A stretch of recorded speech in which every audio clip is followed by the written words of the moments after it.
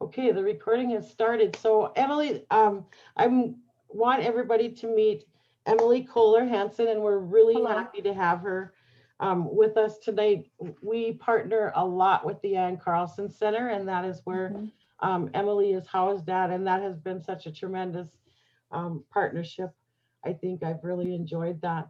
But I really felt the need for somebody to talk to families about doing self-care as being a caregiver, because I think we have had one heck of a long year, and I think a Mhm. lot of us are burnt out and actually need just some reminders of how to take care of ourselves too. So with that, Emily, if you decide when you want to take questions or anything like that, then we'll just go from there.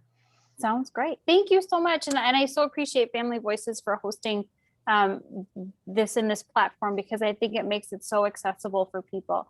And it's really nice having the video component. I know I did one, I think it was a couple of years ago that it was on like a conference call. And so it's nice having the faces here. So I get to talk about self-care tonight. And this is actually one of my favorite topics because I think it's really, I think people have a lot of misconceptions about it. And I think it's easy to oversimplify it. You know, oh, if I just light a candle, I'll feel better. And this idea came to me after I was talking with a client who had started telling her friend she and her husband were getting divorced. And she said within 24 hours, three of her friends had brought her gift baskets with candles in it. And she looks at me and she goes, "How is lighting a candle going to stop my world from ending?" And I thought it was so great because really, you know, her friends had this wanted to do a caring gesture, but really, life can be so much more stressful that sometimes lighting a candle just doesn't cut it for us. So if people want to share, I'm not sure if there's a chat function or if you just want to unmute and share something, but I'm curious from folks present, what would you say are currently some of the biggest sources of stress in your life? And you don't have to share anything you're not comfortable with. You can be pretty generic if it's work, if it's family or parenting or what have you. But if you want to, this can be a great time to just kind of throw it out there.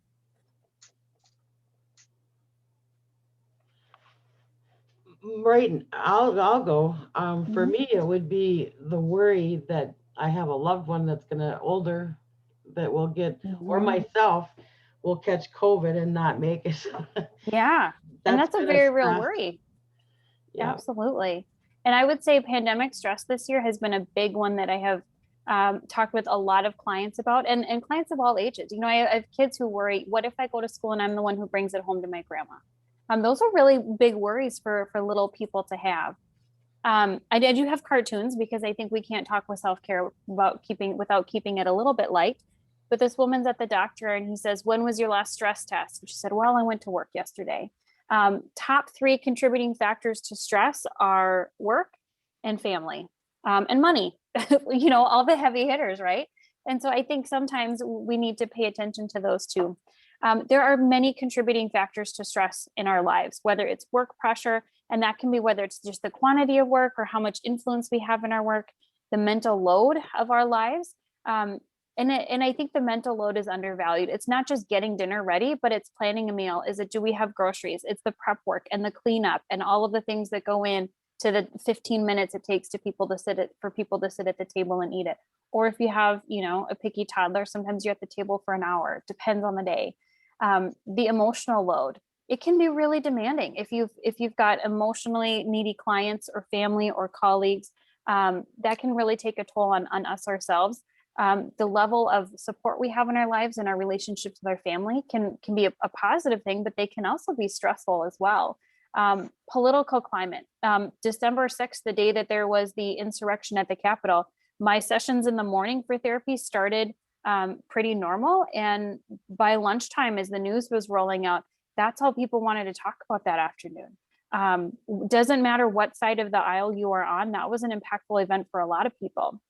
The pandemic, you know, this is one that I think if you don't know what's going on, I would like to know how you've missed out on it in the last year. I think it's become so stressful in so many ways.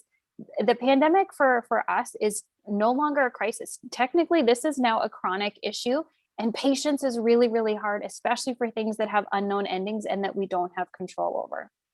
As parents, our risk of burnout is even higher. There's even more that I could add to this list. And once I made this graphic, I thought, oh my gosh, this is overwhelming to look at. I can't add anymore. But things that contribute to risk for parental burnout, managing your personal and professional life is a top one. Amount of time for yourself, level of education and competency, that feeling of, do I know what I'm doing as a parent? And I will tell you, I have an advanced degree in child development. I still don't know what I'm doing sometimes. I think our kids have that big ability to kind of suss out, where do you have a gap in knowledge? Where are you not completely confident? And I'm going to go there. Even just your ability to enjoy time with your children. Do you genuinely like spending time with them? I've had more than one client tell me, like, I'm so sick of this cartoon my kid watches. Or if I hear about Fortnite again, I don't care. Like, I want to throw the device out the window. That sometimes it can be really hard when there's things that we don't enjoy or connect with on our kids. Our ability to set limits on our kids. I can tell you it's happened on more than one occasion that I've been in the shower or bathtub and somebody has tried to, one of the kids has tried to climb in with me, and I'm going, no, this is my moment. Get out of here. And having the ability to set limits on what those are can be really important. Level of outside support is a huge factor. Financial stability, if you have a co-parent available or someone to help be a supportive co-parent. Mental health issues, whether it's our own or our kids or even our own perception, can impact our risk for burnout. And I know there's a lot of things, but there's this huge caregiving conundrum that you can both love your children and acknowledge that they're really exhausting. Children can be both a source of fulfillment, but also one of our biggest sources of stress in our lives. My children bring me great amounts of joy, but I can tell you they're one of the biggest things that I worry about because I love them. There's this piece of your heart that's wandering around the world outside of your body that you are just trying to take care of and teach and hope they grow up to be a decent person. And it's a lot of work and it's a lot of investment on so many levels. So I want to kind of look that stress and burnout are very different things. Exhaustion, burnout, technically, I really like this definition, is just exhaustion from one's parental role. And I think you could also put this as a caregiving role, because some of us are caregiving for people other than our children, whether it's parents or grandparents. Burnout can happen on they kind of look at three categories: emotional, that feeling of I can't cope anymore; cognitive, I can't think properly, I'm not remembering things, my head is just spinning, I can't handle more information; or that physical, like we will literally fatigue and become ill. We have a harder time sleeping, we have a harder time digesting. You get tummy aches, you get stress headaches. I know for me, when I start to get stressed, the thing that I notice first is that my jaw is just clenched and my tongue is on the roof of the mouth and my shoulders are up, and I just need to relax it all. Burnout can often be chronic, and I meaning that this isn't a one-time thing. This is something that happens over an extended period of time. This is beyond just being stressed. I also want to specify that this is not just baby blues or postpartum, and I'm not saying that to minimize those conditions, but those are specific mental health conditions that happen in relation to birth and pregnancy. Burnout can happen at any time. And so I want to acknowledge that as well. Again, I like this graphic if you're more of a visual learner, what the difference between stress and burnout are. Stress, our emotions are overactive, we're losing energy, we can become anxious, those things happen. But burnout is, our emotions are blunted. There's this helplessness, we're not motivated, we can become depressed. It's a really emotionally exhausting thing. So on the road to burnout, these are some things to pay attention to, that every day is a bad day. That you feel like, every night by the time the kids are in bed, we can't look and find what the joy in our day was. That caring about work or home life just seems like you're wasting energy, that we're exhausted all the time.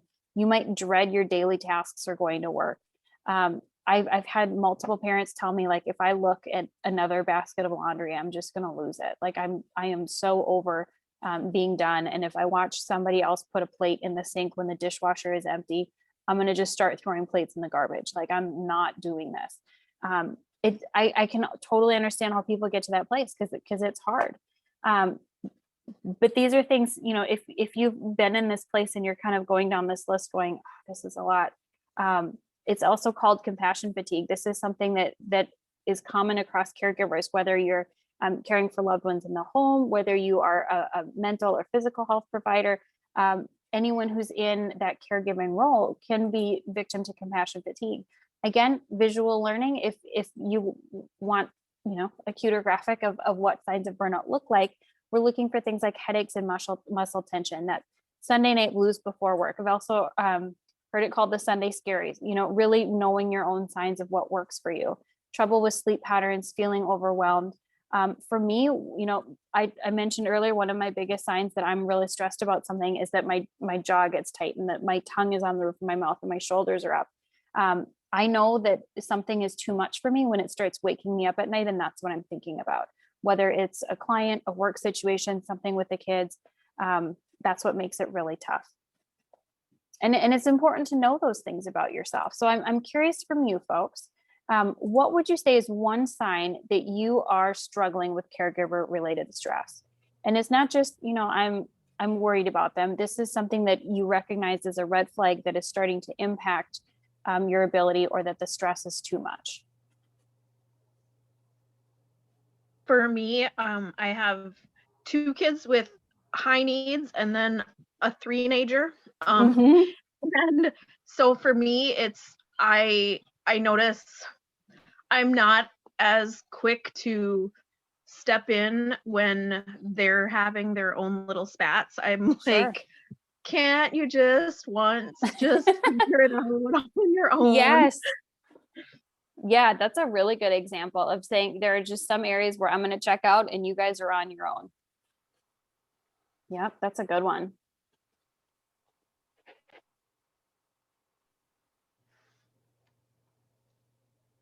Anyone else have a comment?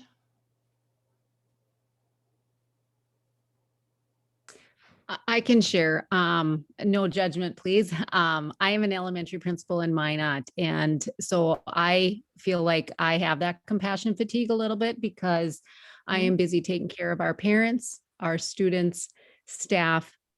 And I have 4 children of my own, and my youngest is also special needs, both physically and mentally. And it's exhausting, trying to be the shoulder for everybody else. Yeah, you've got a very full plate, and I applaud you for all the work that you do, and certainly no judgment, because we appreciate the role that you do, and I think any one of those pieces of that pie would be a lot, and so you've taken on a lot, absolutely. So when we look at this, I want to recognize, and I've given this presentation lots of times, but we will get to self-care, I promise, but knowing why it matters is really important. And this first piece certainly isn't meant to be all doom and gloom, but it does matter. When we are at that place of burnout, stress, compassion, fatigue, wherever you're at on that spectrum, it does impact children and families negatively. Our productivity decreases significantly. We can become emotionally distant from our children. I myself have been in that place where I go, okay, I'm telling everybody right now that if somebody asks me to do something in the next 15 minutes while I'm sitting down and eating my dinner, I'm going to tell you no. I am not a short order cook. I've made 3 different meals for 3 different people, and right now I'm sitting down. So the window is closed. And I think in those moments, it's okay to know when to turn it off for kids. But we also know that sometimes that kids needing connection doesn't always fit on my schedule either. We also know the risk increases for the sandwich generation. And I think COVID has exacerbated this. My spouse and I are raising 2 children. In COVID in the last year, all of our parents who are still alive are in at-risk categories for different reasons. And so we now feel this increased, I don't know if obligation is even the right word, but increased maybe pressure to make sure that we're now doing Zoom calls with the family, and we're sending artwork, and we're doing cards, and we're dropping off, cookies or treats. And, if we're ordering groceries, checking to see who else needs anything.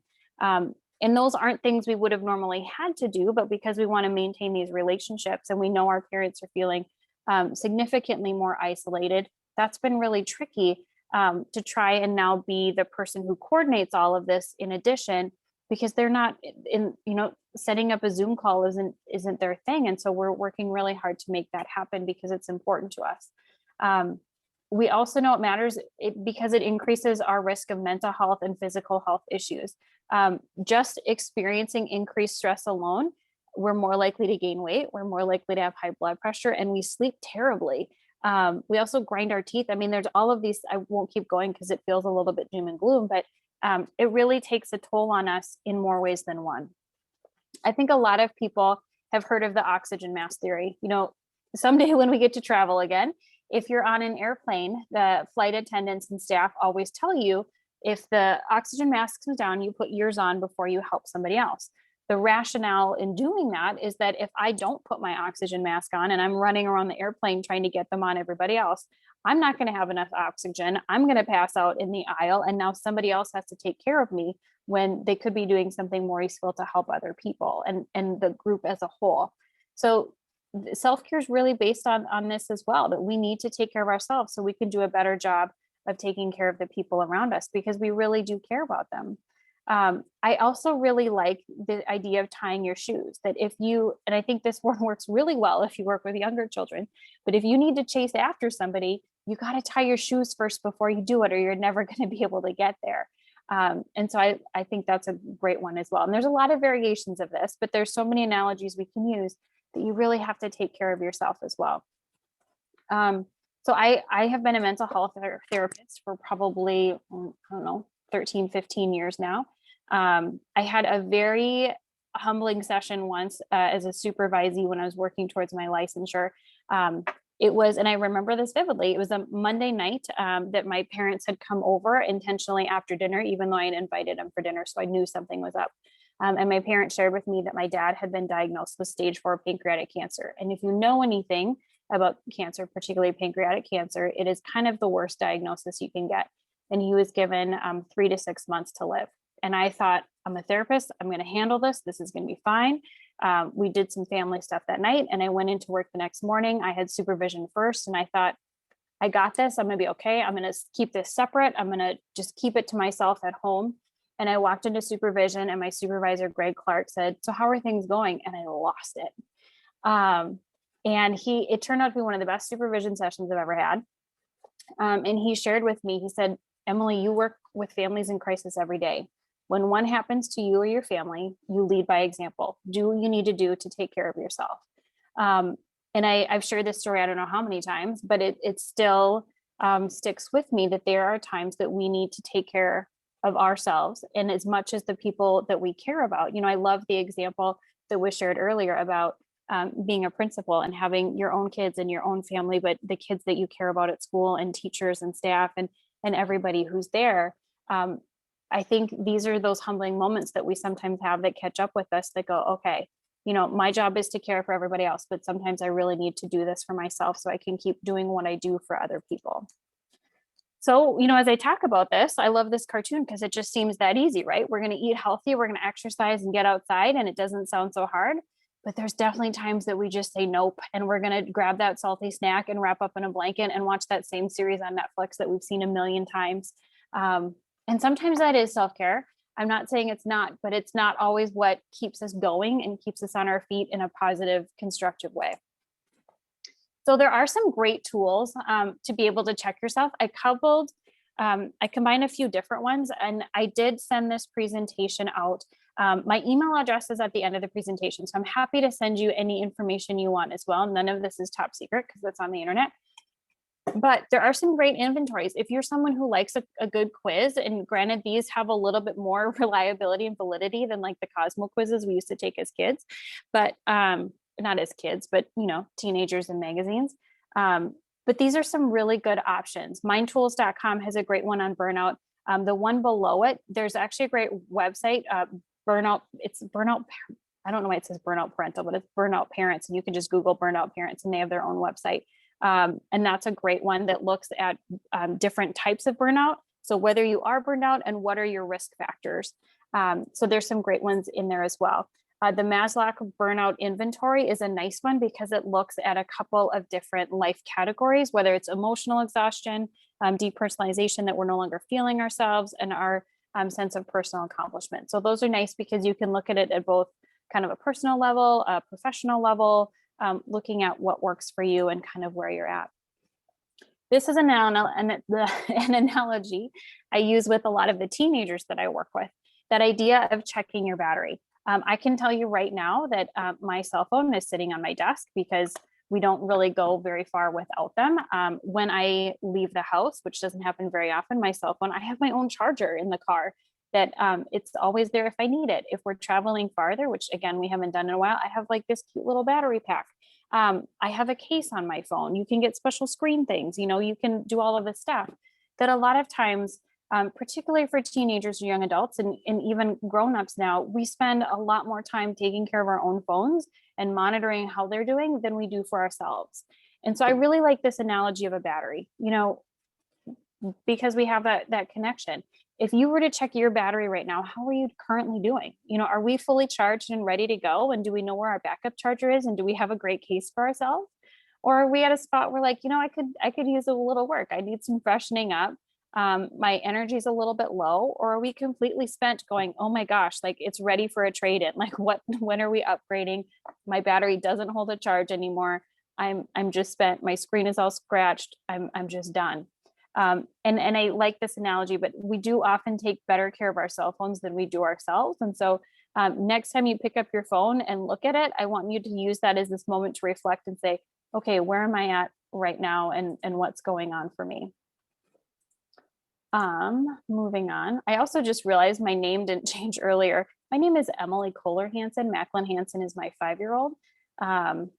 And used Zoom last. So I'm guessing this group is going to be the group that will appreciate it. So now that I've been doom and gloom for 15 minutes here, I want us to think about what are we going to do about it? Now that we have this information, what do we do next? Self-care is really recognizing our need to take care of ourselves. And I know that's overly simplistic, but self-care is truly necessary for regular human function. This is something that is intentional. And it's required that we do this intentionally. Sometimes we get this bonus moment of self-care, like maybe you have a meeting that gets canceled, so now you can go to lunch. But we need to make time to do this intentionally as well. And self-care isn't just one category. It's not just getting a candle and lighting it because it smells nice. We really need to look at self-care along this spectrum of mental health, emotional health, physical, social, spiritual, and there's more that go on, and we'll talk about those as well. Again, self-care is intentional. I read a really great article a couple weeks ago when I was preparing for this. And somebody had really pulled apart this idea of, what is self-care? If I get to go to Target by myself, does that count as self-care? And they argued, no, it's not.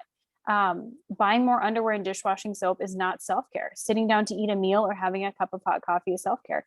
Going to the bathroom is not self-care. Taking a sick day when you're sick is not self-care.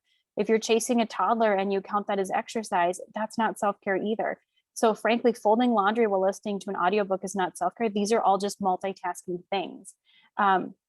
All of these things contribute to the mental load that we do in raising and having a family. And so self-care really needs to be intentional outside of our day-to-day grind of what we do and what we're required to do, because it's truly needs to be for ourselves. And this is selfish. And I think there's a lot of guilt that comes with that. But I want you to think about what happens if we don't.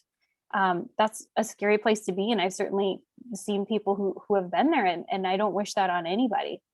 So again, more graphics, because I think visual learning is great, but there's so many types of self-care.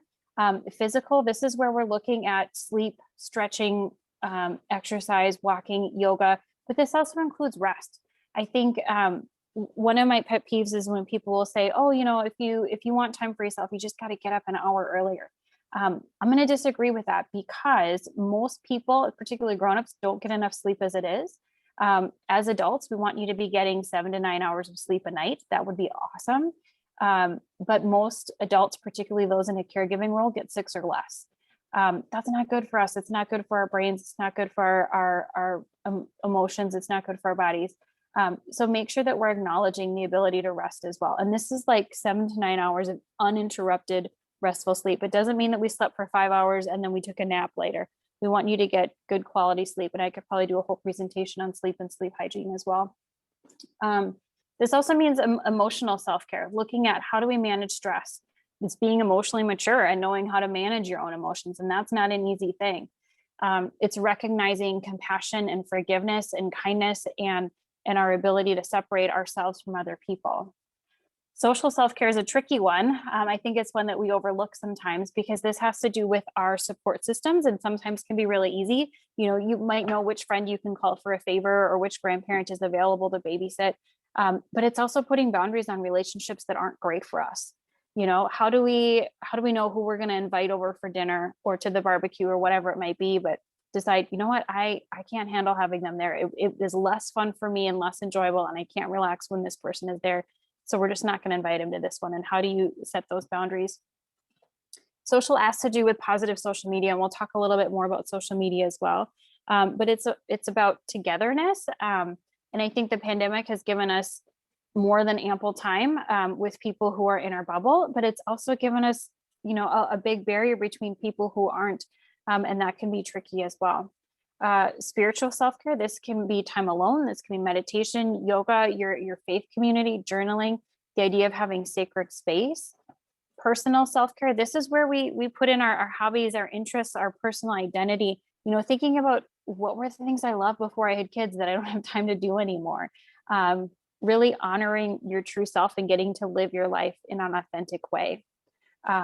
Space, I love the globe on here because sometimes we truly need that amount of space, but personal space and personal safety also has to, or personal self-care has to do with safety. Do I feel safe at home? Do I feel safe at work? Do I have a healthy environment? Am I secure in where I'm at? Is my space organized? Do I have the things I need to live my life? Financial, this is a big area of stress for a lot of people, but it can also be an act of self-care to manage our finances, to budget, to pay bills, but also to know when to splurge. I have a good friend who, whenever she had some achievement in her life and she got to define what that was, she bought herself a new tube of lipstick. And this was, you know, kind of her treat to herself. It was within her budget. You could, you know, pick one up at Target for $5 or so, you know, maybe 10, I don't know, but it's something that was manageable that felt like a treat. So when she turned 40, there were several of us that each picked up a couple of tubes, and she got 40 tubes of lipstick for her 40th birthday. And so I think there's ways that we can find ways to treat ourselves within the budgets that we have. This last one is work, and I'm using work in a very broad sense. Work is anything that we have to do. You know, it's not always career work. It can be yard work, it can be housework, but this is really our types of self-care and work is our time management. Are we being able to budget time for the things that we need to do? Do we have a positive environment where we work? Do we have opportunities to learn and grow? And do we get to take breaks when we need them? So again, this is another graphic with different types of self-care and some other categories underneath. Again, if you're a visual learner, just giving you a couple of different options to take a look. So I know we had talked earlier that COVID-19 is beyond a crisis at this point. It is chronic. It's a chronic issue. But I want to speak briefly about how do we do self-care during this chronic time? And I'm hopeful that we're at the end of it. We've got a vaccine, people are getting vaccinated. You know, this could be a turning point for us. But there are some things that we need to do during a crisis. One, find ways to keep you and your family safe. Because I think when our safety feels violated, everything else is out the window. But also looking at meditation. How do we calm our minds? How do we stay present in the moment? Anytime we are not present in the moment, we are worried about the future. And so I think when we have those moments where we can incorporate our 5 senses and be present in the moment, we can step back from that worry. It doesn't make the worry go away, but we don't have to engage with it in that moment. We also need to find creative ways to stay active. Thankfully, the weather's getting nicer and we have more outside space. Taking breaks from the news is a huge one. The news cycle the last couple of days with increased violence in both the Fargo-Moorhead community and on a national scale has been really tough to watch. And I'm not saying we have to ignore what's going on, but it's okay to have the news not be the last thing you watch before you go to bed. There's a really great kids book. I actually have a copy here called Tell Me Something Happy Before I Go to Sleep. Highly recommend it to anyone who likes kids books, and kids of all ages. And it really speaks to the idea that we need to put something happy in our heads before we go to sleep. We sleep better. We don't have bad dreams. It puts us in a calming place. And the same is true for adults. You know, take a break from the news, do something happy before you go to sleep. We can also avoid pleasing people. This again, has to do with setting boundaries and that social area of relationship. But sometimes we have to be able to say no or do what's right for us, even if it might lead to a struggle for somebody else. Not that we're doing things to be harmful to anybody by any means, but not everybody is going to respect and honor and understand your choices at all times. Making sure you're staying connected to other people is really important, and being able to look realistically at facts of what's going on and calm ourselves and take a step away from that panic. And I will admit, everybody panicked at the beginning. That's why we are, as a nation, ran out of toilet paper. I don't know why toilet paper was so important in that moment, but we all needed mass amounts of it. And I think there was an element of panic, at least initially, when grocery stores got wiped out, Target got wiped out. I think, last time I was at the store, you could still only buy so much of things. But I think that was probably really good guidance. I also encourage people to take a social media break. This is not an easy thing to do. If you can do it, it's great. Research shows that social media really isn't that good for us. The more time we spend on social media, the less good we tend to feel about ourselves. Nobody puts authentic things about themselves on social media. I, this year for Christmas, made a 2020 Christmas card. I sent the proof to my spouse, and he saw the picture of me at 5 a.m., our infant crying, our 5-year-old, who you could only see from this far up because it was a screenshot from a Zoom meeting, and my husband sleeping in a chair. And he said, if you send this out to our friends and family, we will never hire a professional photographer for a family photo ever again. And I said, okay. We didn't send it out, but I thought this was the year we should have done it, because I think we see so much on social media of these kind of golden moments for families that are staged, and we put so much effort into it, of the coordinated outfits and the sunset in the background and this lavish vacation. That's not real life for most people all of the time. And so when we see more and more of that, we tend to feel less and less great about ourselves. There's also really good research that shows that when we decrease our access to social media, we increase our quality social interactions with other people. That if we don't know what's going on in everybody's lives on Facebook, we're more likely to call them and to spend time with them and to talk with them and have those actual genuine connections. So I'm encouraging you, take a social media break. If not, choose your content wisely. It's okay to unfollow people. We'll never know. You don't have to see who's now in a pyramid scheme from high school, or who made poor life choices, or who won the lottery, whatever. Follow the people that you care about, that you truly want to stay connected with, and keep it small of what is interesting and meaningful to you. I'm also not anti-technology, not by a long shot, but if we're going to use technology, let's use it for good things as well. Same for teenagers. Please feel free to share any of these apps with other people. All of these are different apps. I will also tell you, my disclaimer, I'm not here to sell you anything. Most of these are free or have great free trial versions. Pick and choose what works for you. I did not tell anybody to buy anything. But there's some great apps. Calm, or the website calm.com is a great one for anxiety and being able to calm in the moment. They've got some really good audio clips you can listen to for calming sounds, play in the background. They also have a visual aid for guiding you in deep breathing exercises. Stride is a fun one where you can set and track your own goals, and it helps you match that. There's a great one called Mood app, and that's just a journal for tracking your moods. Cognitive Diary does a lot of specific cognitive behavioral therapy, CBT, and it can coach you through it. I've had some clients use this outside of sessions so that maybe they don't come to me as much, and we can supplement with the support that they have. There's another one. I haven't tried this one yet, but I've heard good things about it. Kindertelefon. It's a mental health app for kids. Mindfulness Bell is stress management. All of these are great resources. So if you've got time for Candy Crush or Pokemon Go or whatever it might be, save a little time for one of these as well. I'm a huge fan of Yoga with Adriene. She does specific yoga series for mental health, migraines, anxiety, mindfulness. All of her yoga series are free. You can find them on YouTube or Instagram. So I like that it's really accessible for people. So as long as you've got internet, you can find Yoga with Adriene. She's got modifications for everything. You do not have to be into yoga to do this and really like it. She does a phenomenal job of modeling positive self-talk and coaching people through that. So this is one that I recommend to a lot of people, because she's got a good handle on pairing mental health with yoga and physical health and all of those things. So I also mentioned physical space earlier, and I want you to also to think about self-care for your physical space. So if you need items for coping, if you're into art and drawing and music and that's your thing, make sure those items are easily accessible. There's nothing more frustrating than, let's say you're at work or you have a busy day and the only thing you can think about is like, oh my gosh, when this day is over, I'm going to eat that last slice of chocolate cake that's in the fridge and I'm just going to have a moment to myself and it's going to be great.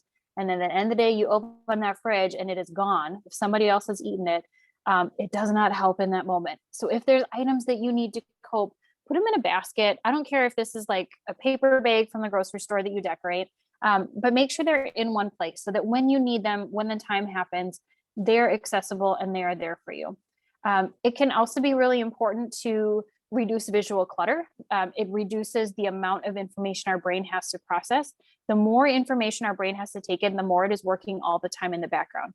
So think of it as like a computer. If you have too many like widgets or apps or programs running, even if they're in the background, if you're not using them, the whole thing slows down. Same happens for our brain. I had one gal who was an interior designer, and she said, you know, if you give people one tip for their closet, the easiest thing they can do is use the same kind of hanger for everything. Even if you didn't get rid of any clothing and you put everything on those white plastic hangers from Target, it visually gives you less to look at than the amalgamation of hangers you get from the dry cleaner or wherever, or what came with it when you bought it from the store. I did this to my closet. I was absolutely floored. It maybe cost me $6 worth of hangers, but it immediately looked cleaner and I didn't take anything out. So reducing visual clutter can be really important. Choosing your colors carefully. And I'm not saying everything has to be this, you know, relaxing, serene, beachy, natural blue, green, beige, but choose your colors carefully for the places that you're putting them. If you get ready in the bathroom and you need that to be a vibrant space when you wake up in the morning, go ahead and paint it yellow. If you feel like your family is energetic and you love a loud family meal, go ahead and paint your dining room or your kitchen red. But make sure you choose your colors carefully for the spaces that you're going to be in. Plants are great for our environment, including for in your house. And bringing nature into your house immediately makes it a calming space. Plants are also something people don't outgrow. Nobody outgrows nature, but you might outgrow a bedroom that is Paw Patrol. So think about that as you're kind of planning things in as well. Include your preferred sensory experiences, whether it's sense of a candle, if it's a weighted blanket, if it's certain textures of things. I know textures can be a really big thing for people. I know for me, there's one type of fabric that I really struggle with it. And I will never have a couch made of that material, but it's pretty popular for furniture. And so I'm pretty intentional that when we buy something, I gotta want to sit on it, right? That it's going to be in our living room. So pick the things that really fit for you. It can also be really helpful to include visual reminders of what motivates you or what brings you meaning. I have some people who only, for artwork on their wall, they say we're only framing family photos because that's what's important to me and that's what I want to be surrounded by. Or I've inherited artwork from a grandmother, or I like to take pictures of landscape and that's what we frame. But surround yourself in your space with things that are important and meaningful to you, and you'll feel calmer and more connected to it. A big one for kids is to reduce the number of toys. And I know that I sound kind of unfun saying that, but there's so much research that supports that the fewer toys kids have, the more that they play with. Less toys means more creativity. We're using things in multiple different ways. It also saves a lot of money. I am floored at how expensive toys are. It also, again, reduce that visual clutter. It is easier for kids to clean up when they have less to clean up. We need to be realistic about our expectations for kids based on their age of what clean looks like and how they can help.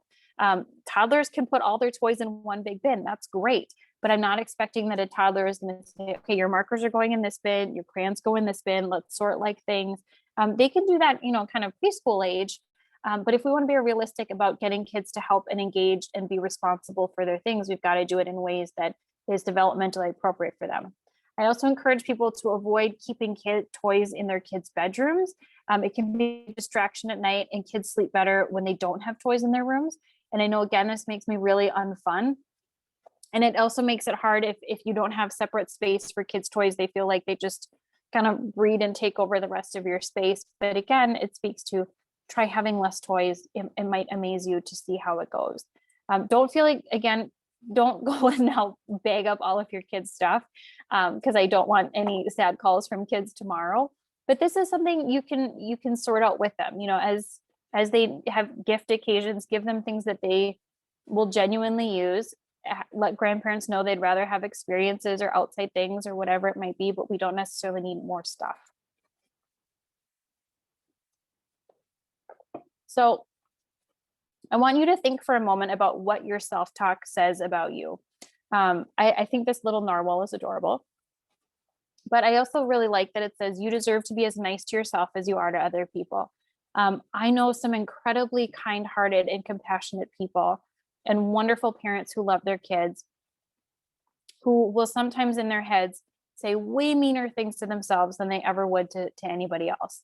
I think this is very easy to do when we are frustrated, when we are being hard on ourselves, when we're being critical of ourselves, that we are much harder and more critical on ourselves than we are on anybody else.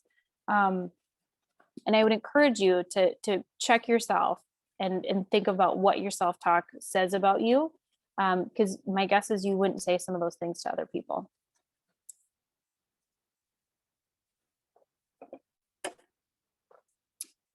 Again, another cartoon, because cartoons are always fun. But there's a woman shopping at a floral shop, and she says, "One of those, please." The florist wraps them all up and says, "This must be for a very special person." And she says they are, and she brings them home and puts them on her nightstand. And I think this is very sweet because we often do these kinds of things for other people. You have my permission, not that you needed it, but the things that you do for other people, give yourself permission to do them for yourself. So I really like this idea as well. This has to do a lot with mindfulness, dialectical behavior therapy, or being in the moment. But even in those moments where you're feeling really stressed and burnt out and you've been crispy, and I've had those moments where I've been short with my kids and I have not been a pleasant person, and I really try hard to be.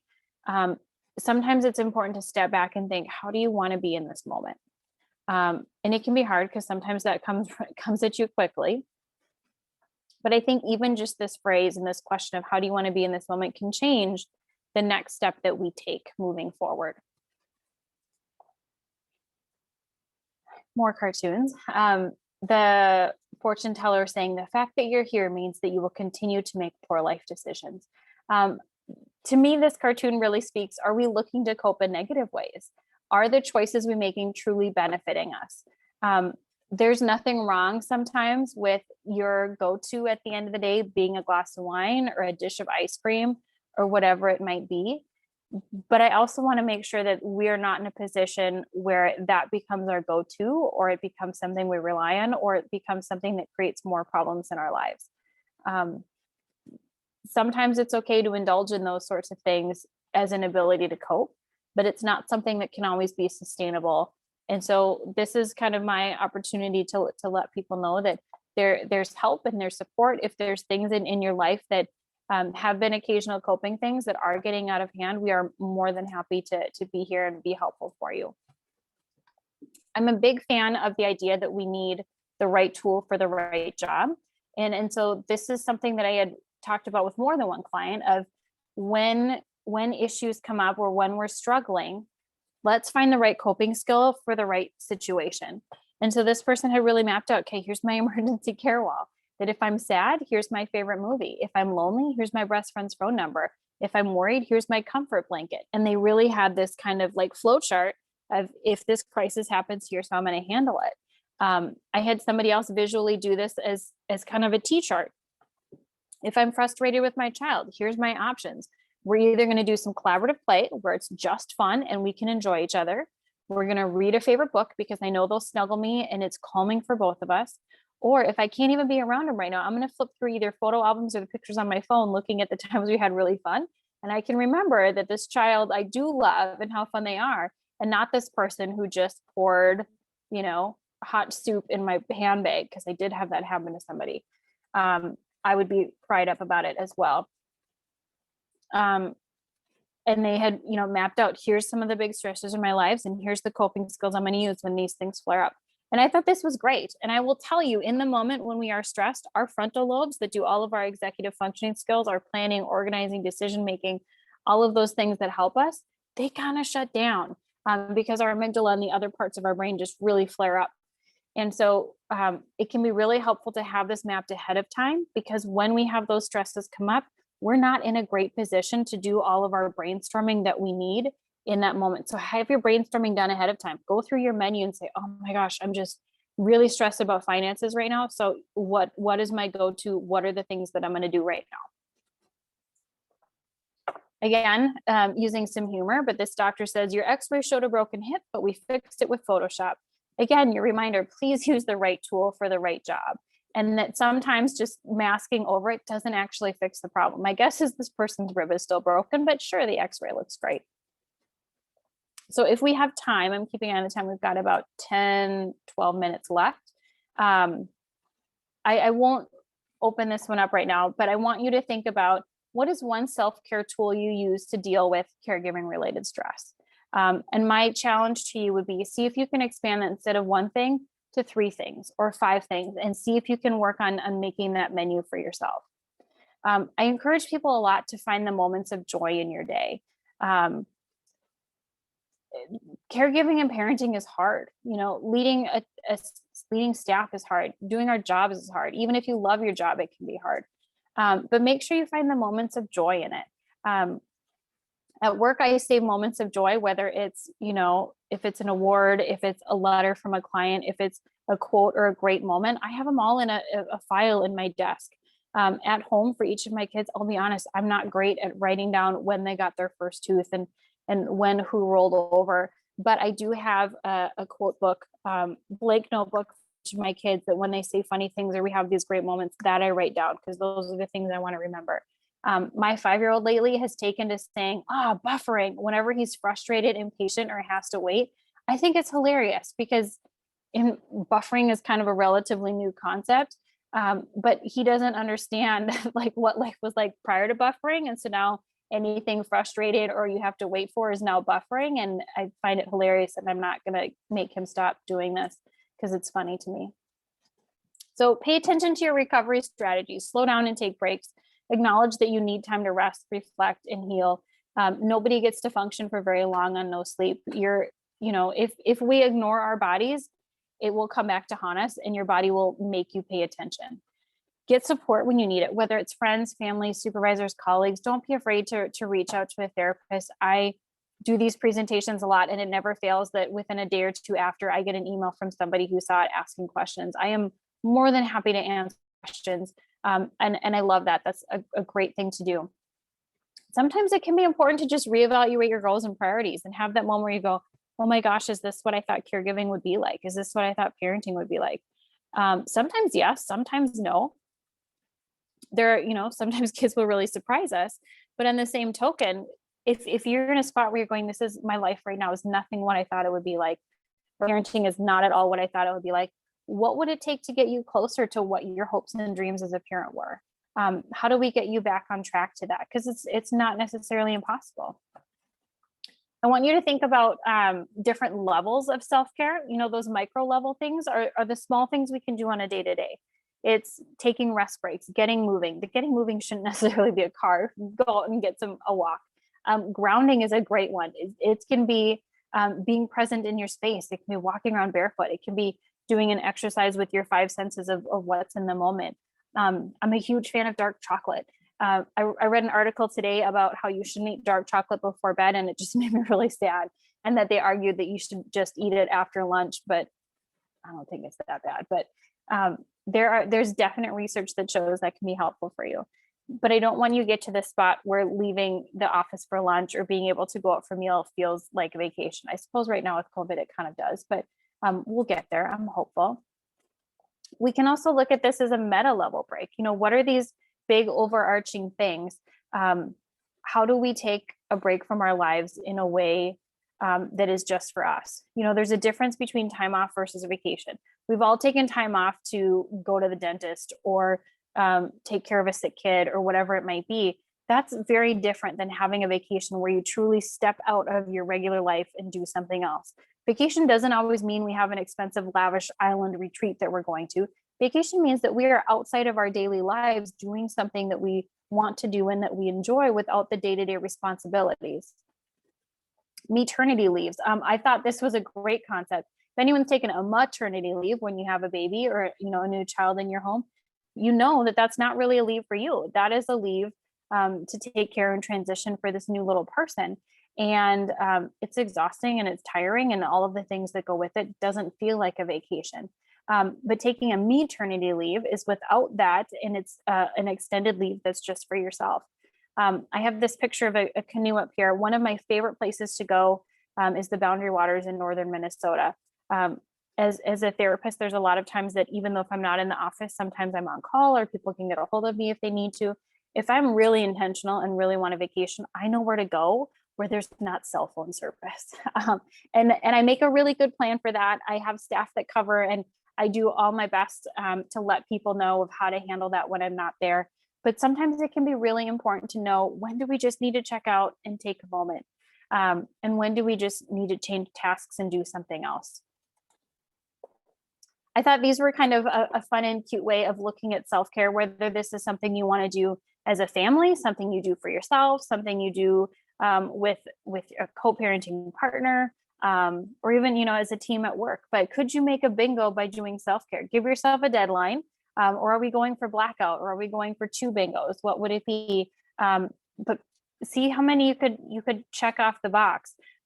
I'm a little bit critical of the one on it's my left. I hope it shows on your left, the self-care. It says bingo in the different colored letters. Some of those I'm going to disagree with. Fed myself. I think that some of the things we do to just sustain ourselves don't necessarily count as self-care. Showered today. My hope is that if we get to a place where our self-care feels like doing the daily things we need to take care of ourselves, like a shower and meals, that we have a moment to reflect on what's going on in our lives and how do we step forward a little bit beyond that. But I've also been in those places where those are a huge win. If you ever have a new infant, those are a huge win. But see if you can, make your own card. There's lots of things you could do on here. So my email address is on here. Please don't hesitate. Reach out, send me a message if you'd like. There are so many mental health options available. I love one of the biggest benefits, and if I could be so bold as to say there has been a benefit of COVID, is the expansion of telehealth and insurance reimbursement for telehealth. I think telehealth is something that was coming down the pike, but I think COVID really sped it up, and I greatly appreciate that. And I have a lot of clients who greatly appreciate that. So if you're ever in a position where you want to talk to somebody, I'm happy to refer you or whatever might be most helpful to you. But I think that mental health options have become incredibly accessible, and I think that's a wonderful thing. Myths I want to dispel. My hope is this presentation that you no longer think that self-care is the selfish indulgence that happens to rich people who have, all of this free time. It's not a one-time experience. These are things that we can fit in throughout our day, that we do to take care of ourselves and who we are as people, so that we can be better people for the people around us. If there's any questions, I'm more than happy to answer questions. I think we have just 2 or 3 minutes left, but I want to thank you all for taking time to do this tonight, because I think that speaks a lot about who you are and your desire for learning about self-care, and being able to take this moment for yourself, because I know it's not easy. I kind of joked with our host earlier that I was worried I was going to be late because I had to do one more bedtime story before I came down. So I know how that goes, but I appreciate you all taking time to be here. And my hope is that you leave with some things that you can be doing to improve your own self-care. Well, thanks for having me. That was awesome, Emily. That was just really awesome. Oh, thanks. Yeah, I got a lot out of that, actually. Perfect. What I'm gonna do, for those of you that are on the call, Emily sent me her slides, so I will send those out to you all tomorrow. And I'm gonna convert this into a YouTube, and then I'll send that link out as well. And it will also be going on our webpage. So if you need to come back and re-listen to this, I know I'm going to probably several times, Emily. Yeah, you're welcome to it. Yeah, I got so much out of it. So So I will do that. That will be probably tomorrow or Thursday. So look for that email as well with the slides. And then Emily, do you also have a phone number for people to contact you, or is there a main number? Yes, that's a great question. It is 218, and I can send this to you as well. And maybe I will send you an updated one that has my phone number in it at the end, if that's okay with you. Sure. But it's 218-443-2837. And the mental health staff we have at our location are all licensed in both Minnesota and North Dakota. And with telehealth, we can see you wherever you're at, which is pretty awesome. That is pretty awesome. Mm-hmm. Any questions for Emily at all, or comments? There's several in the comments section or the chat box, Emily. People really enjoyed it. Oh, excellent. Yeah. But anybody have any comments before we end for tonight? Don't be shy. None?